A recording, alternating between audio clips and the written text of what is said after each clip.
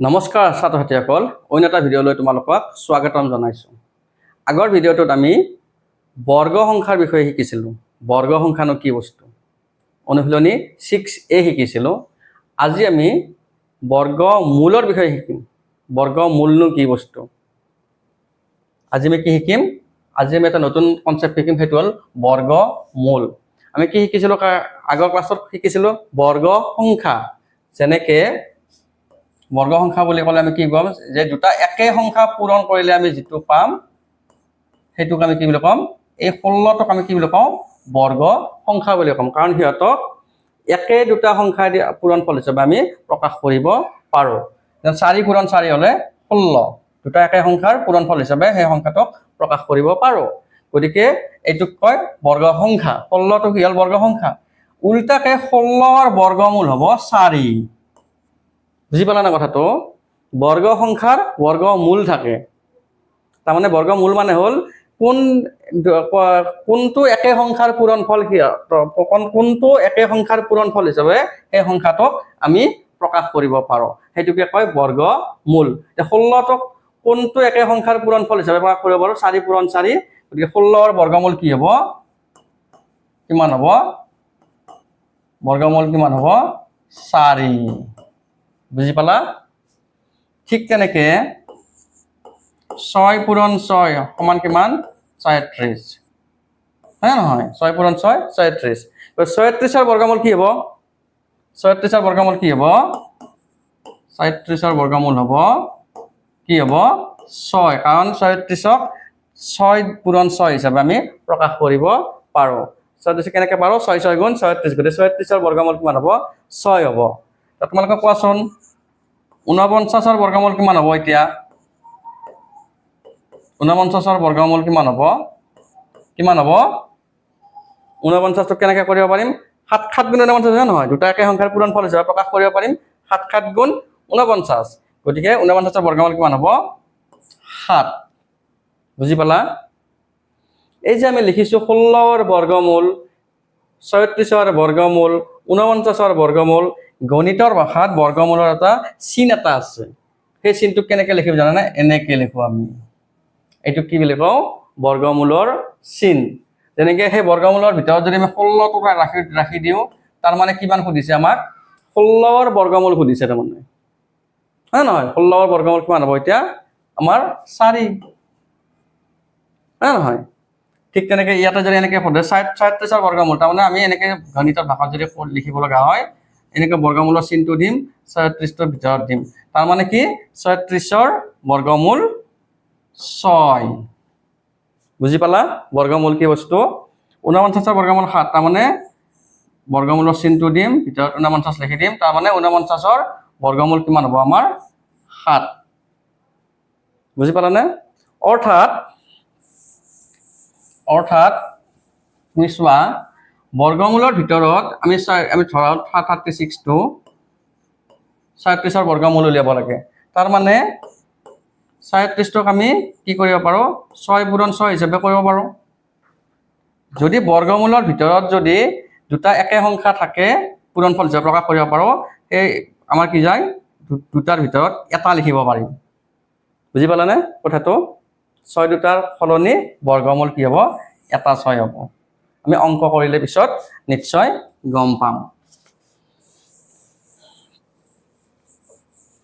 এতিয়া এই বৰ্গমূল উলিওৱা চিষ্টেম আমি প্ৰধানতঃ দুটা পদ্ধতি শিকিম ইয়াতে। এটা হ'ল মৌলিক উৎপাদক উলিয়াই, আৰু এটা হ'ল দীৰ্ঘ হৰণ পদ্ধতিৰ সহায়ত। এতিয়া আমি 144ৰ আমি বৰ্গমূল উলিয়াম, বা অনুশীলনীৰ অংক কৰোঁ বাৰু, কথা নাই। 18 কি দিয়া আছে? 114টো উৎপাদক বৰ্গমূলটো নাই মানে আছে দশমিক, সেইবিলাক পিছত হ'ব। তোমালোকৰ হিচাপত 114টো বৰ্গমূল উলিয়াব পৰা নাযাব ইয়াতে। সেইকাৰণে মই বিটো কৰিছোঁ ফাৰ্ষ্ট। কিমান আছে? 576। 576ৰ আমাক কি উলিয়াব দিছে? বৰ্গমূল উলিয়াব দিছে। কি পদ্ধতিৰ সহায়ত? মৌলিক উৎপাদক উলিয়াই। এতিয়া আমি 576ৰ আমি মৌলিক উৎপাদক উলিয়াম। প্ৰথমতে 2 দি কৰি চাওঁ।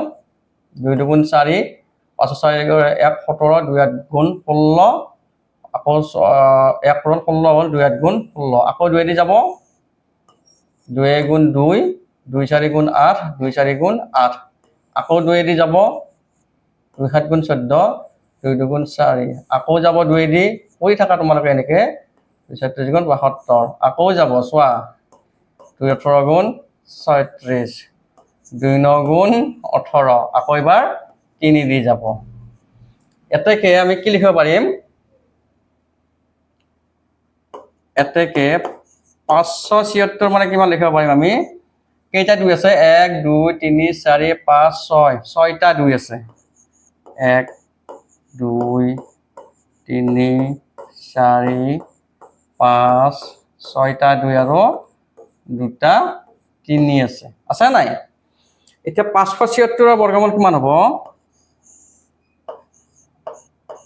576 ৰ বৰ্গমূল কিমান হ'ব চোৱাচোন বৰ্গমূলৰ চিনটো দিছো দেই বৰ্গমূল কিমান হ'ব আমি এক জোড়াৰ পৰা এটা এটাকে আনিম হা এই দুটা দুৰ পৰা এটা আনিলো পূৰণ এই দুটা দুৰ পৰা আমি এটা 2 আনিলো পূৰণ এই দুটা দুৰ পৰা আমি এটা 2 আনিলো পূৰণ এই দুটা 3ৰ পৰা আমি এটা 3 আনিম বৰ্গমূল যেতিয়া আমি উৎপাদক মৌলিক উৎপাদকৰ সহায়ত যেতিয়া আমি বৰ্গমূল উলিয়াম তেতিয়া দুটা মানে জোড়াৰ আমি কি কৰিম এটা এটা আনিম সেইটো আমি বৰ্গমূল হৈ যাব ঠিক আছে তে গোটেইখিনি আমি কি কৰিম পূৰণ কৰি দিম 2 2 4 4 2 8 8 3 24 বুজি পালানে কিবা অসুবিধা হৈছে নেকি প্ৰথমতে আমি কি কৰিম উৎপাদকত মৌলিক উৎপাদকত প্ৰকাশ কৰি লম লৈ আমি যেতিয়া বৰ্গমূল উলিয়ালে সেই দুটাৰ পৰা আমি এটা এটা আনিম এই দুটাৰ পৰা এটা 2 আনিলো এই দুটা দুৰ পৰা এটা 2 আনিলো এই দুটাৰ দুৰ পৰা এটা 2 আনিলো আৰু এই দুটা 3ৰ পৰা এটা 3 আনিলো একে একে সংখ্যা জোড়া থাকিব লাগিব তেতিয়া আমি এটা এটা আনি পেলাই এইকেইটা গোটেই পূৰণ কৰি দিলে আমাৰ কি হৈ যাব সেইটো বৰ্গমূলটো আমি পাই যাম বুজি পালা নেক্সট এটা আমি বাৰু কৰি আকৌ এটা কৰি দেখাই দিম নেক্সট আমি আৰু এটা কৰি দেখাই দিম এবাৰ কি দিলো এবাৰ 784 কিমান আছে এবাৰ 784 ডি নম্বৰটো 784 এতিয়া 784 টোক আমি কি কৰিম আমি মৌলিক উৎপাদকত প্ৰকাশ কৰিম প্ৰথমতে 2 ৰ পৰা আৰম্ভ কৰিম 2 3 গুণ 6 7 6 গলে 1 18 2 9 গুণ 18 2 2 গুণ 4 আকৌ এককত 2 আছে হয় না এককৰ ঘৰত 2 থাকিলে আমাৰ 2 দি হৰণ গৈয়ে থাকিব 2 দি 2 গুণ 2 3 2 গলে 1 19 2 9 গুণ 18 1 ৰল 12 হ'ল 2 6 গুণ 12 আকৌ 2 দি যাব 2 9 গুণ 18 1 ৰল 16 হ'ল 2 8 গুণ 16 আকৌ যাব 2 4 গুণ 8 9 8 গলে 18 2 9 গুণ 18 এবাৰ 49 কি যাব 7 দি যাব 7 7 গুণ 49 এতেকে 784 ইকুৱেল টু আমি কিমান পালো 1 2 3 4 4টা 2 পূৰণ 4টা 2 আমি পূৰণ লিখি ললো এনেকে 4টা 2 লিখিলো নে তাৰপিছত দুটা 7 পূৰণ আমি এইটো মৌলিক উৎপাদকত প্ৰকাশ কৰি দিলো প্ৰথমতে হল এতিয়া এতেকে 784 ৰ বৰ্গমূল কিমান হ'ব এতিয়া বৰ্গমূল আমাৰ কি হ'ব বৰ্গমূল এতিয়া আমি এই দুটা দুৰ পৰা আমি এটা 2 আনিলো 2 পূৰণ এই দুটা দুৰ পৰা এটা 2 আনিলো পূৰণ এই দুটা 7ৰ পৰা আমি এটা 7 আনিলো এটো কিমান হ'ব 2 2 গুণ 4 4 7 গুণ 28 হৈ গল এইটো হল পূৰ্ণ উৎপাদক উলিয়াই পেলাই আমি এনেকে বৰ্গমূল উলিয়াব পাৰিম এই চিনটো মনত ৰাখিবা দেই এই চিনটো হল বৰ্গমূলৰ চিন এইটো হল বৰ্গমূলৰ চিন তাৰে ভিতৰত যদি কিবা এটা সংখ্যা থাকে তাৰমানে তোমাক সেইটো কি সুধিছে সেইটো বৰ্গমূল সুধিছে মানে এনেকে যদি থাকে 36 ৰ বৰ্গমূল কিমান হ'ব কিমান হ'ব 6 হ'ব হয় নহয় এটো আমি কি কৰিলো এটো উৎপাদক মৌলিক উৎপাদক উলিয়াই পেলাই আমি এনেকে বৰ্গমূল আমি উলিয়াব পাৰিম এতিয়া এটা সিস্টেম এটা আছে ডাঙৰ ডাঙৰ সংখ্যাবিলাক আমি বৰ্গমূল কেনেকৈ উলিয়াম ডাঙৰ যিবিলাক সংখ্যা আছে সেই সংখ্যাবিলাক আমি বৰ্গমূল কেনেকৈ উলিয়াম সেইটো হ'ল হৰণ পদ্ধতি। হৰণ পদ্ধতিত আমি কেনেকৈ কৰিম, ধৰা হ'ল এটা কুৱেশ্যন দিলোঁ ইয়াতে 4 নম্বৰ চি, 4 নম্বৰৰ চি কিমান দিছে 625। এইটো আমাৰ দীৰ্ঘ হৰণ পদ্ধতিত আমাৰ কি উলিয়াব দিছে, বৰ্গমূল উলিয়াব দিছে। আমি কি কৰিম জানা, প্ৰথমতে দীৰ্ঘ হৰণত কৰিব দিছেতো, ভালকৈ মনোযোগ দিবা দেই। এইটো 625 আমি এককৰ ঘৰৰ পৰা প্ৰথমতে আমি যোৰা যোৰাকৈ আহিম। এককৰ ঘৰৰ পৰা আমি যোৰা যোৰাকৈ আহিলে ইয়াতে আমি কোনটো যোৰা পালোঁ, প্ৰথমতে এককৰ ঘৰৰ পৰাই 5 আৰু 2 এইটো এটা যোৰা হ'ল। তাৰপিছত 6 লগত যোৰা নাই, 3টা থাকিলে আমাৰ ৰাইট চাইডৰ পৰা আহিমতো এককৰ ঘৰৰ পৰাই এই দুটা এক যোৰা কৰিলোঁ আৰু এইটো যোৰা কৰিব নোৱাৰিলোঁ। ঠিক আছে, প্ৰথম কামটো হ'ল আমাৰ কি কৰিম, এককৰ ঘৰৰ পৰা যোৰা যোৰা কৰি আহি দেখিম। যদি এনেকৈ থাকে 3 7 4 2 5 মই এনে লৈছোঁ দেই, এইটো এটা ৰেণ্ডমলি লৈছোঁ। আৰু ধৰা হ'ল এইটো কি লৈছোঁ আমি 9 লৈছোঁ এনেকুৱা। এতিয়া আমি কি কৰিম, সোঁফালৰ পৰা এনেকৈ যোৰা যোৰা কৰি আহি দেখিম। এনেকৈ এক যোৰা ল'লোঁ, এইটো এক যোৰা ল'লোঁ, এইটো এক যোৰা, এইটোৰ পিছত যোৰাটো নাই, গতিকে আমি এনেকৈ যোৰা যোৰা কৰি এককৰ ঘৰৰ পৰা আহি থাকিম।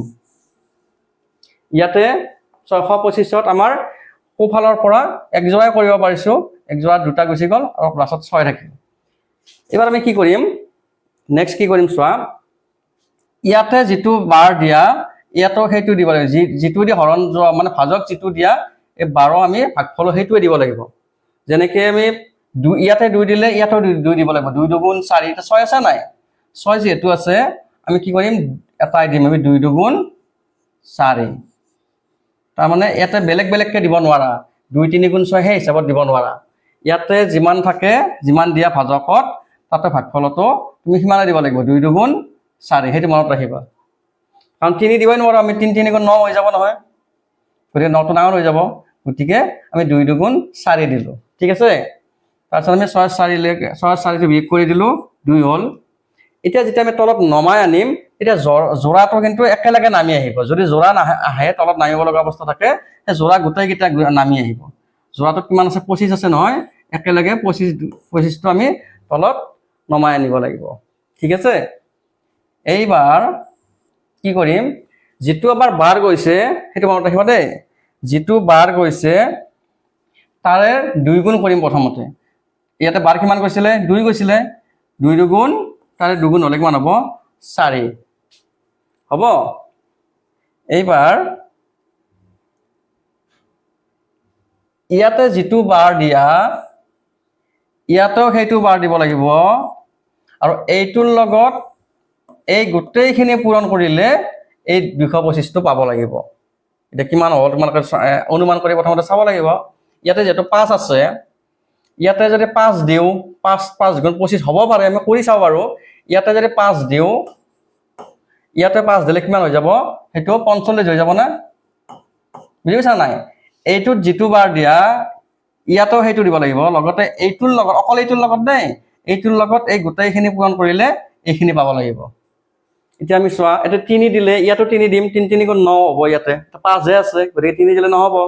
4 দিলে ইয়াতে 4 দিলে ইয়াতো 4 দিব লাগিব, 4 4 গুণ 16 হ'ব, 16 6 হে হ'ব, গতিকে নহ'ব। 5 হ'লে হ'ব পাৰে, আমি কৰি চাব লাগিব পিছত, আমি চাইডত কৰি চাব লাগিব। ইয়াতে 5 দিলে ইয়াতেও যদি 5 দিয়ে কিমান হৈ যাব, এইটো 45 হৈ যাব। এতিয়া 5 আৰু 45 পূৰণ কৰি চাওঁ, 5 5 গুণ 25ৰ 5 হাতে গ'ল 2, 5 4 গুণ 20, 20 2 25, বুজি পালানে, এইটো হৈ গ'ল এইটো। গতিকে ইয়াতে যদি আমি 5 দিওঁ ইয়াতেও 5 দিব লাগিব, দিলোঁ, গতিকে 5 আৰু 45টো পূৰণ কৰোঁতে আমি কিমান পালোঁ 225, 225 শূন্য। গতিকে আমাৰ বৰ্গমূল কি হ'ব, ওপৰত যিটো গোটেইখিনি ভাগফল যিখিনি হ'ল সেইখিনি হ'ব আমাৰ বৰ্গমূল। কিমান হ'ল বৰ্গমূল এতিয়া 2 2 5 25, বুজি পাইছা না। বাৰু আৰু এটা অংক কৰি দিম, আৰু এটা অংক কৰি চাওঁ দীৰ্ঘ হৰণৰ নিয়মত। এইবাৰ কোনটো কৰি চাম, এইবাৰ 4টা থকা কৰি চাওঁ নেকি, ডি নম্বৰটো কৰি চাওঁ এইবাৰ। এবাৰ কি চাম, ডি নম্বৰটোত কিমান আছে 2304।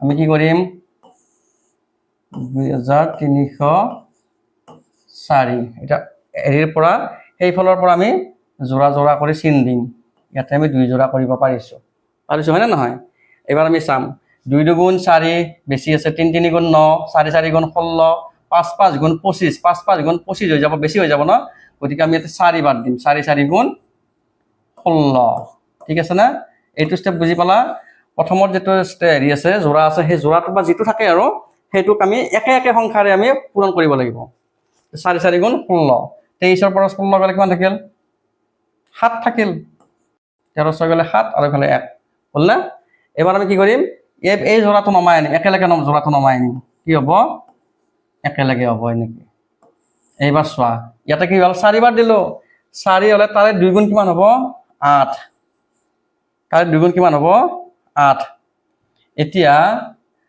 ইয়াতে কাখত যেটো বাৰ দিবা ইয়াতো হেতু বাৰ দিব লাগিব আৰু এইখিনিৰ লগত এই গোটেইখিনি পূৰণ কৰিলে এইখিনি পাব লাগিব চোৱা তুমি কি হ'ব এতিয়া এটা 4 আছে যেটো 3 3 গুণ 9 নহব 4 4 গুণ 16 5 5 গুণ 25 6 6 গুণ 36 6 হ'ব নহব 7 7 গুণ 49 9 হ'ব 8 7 গুণ হ'ব পাৰে হেতু কৰি চাও বাৰু হা ইয়াতে যদি 8 দিয়া যায় ইয়াতো যদি 8 দিয়া যায় কিমান হ'ব ইয়াতে দিলে 8 8 88 হয় না নহয় 8 8 গুণ 64 4 আতে গল 6 8 8 গুণ 64 64 আৰু 6 কিমান হ'ব 70 704 হৈ গল না হৈ গল নাই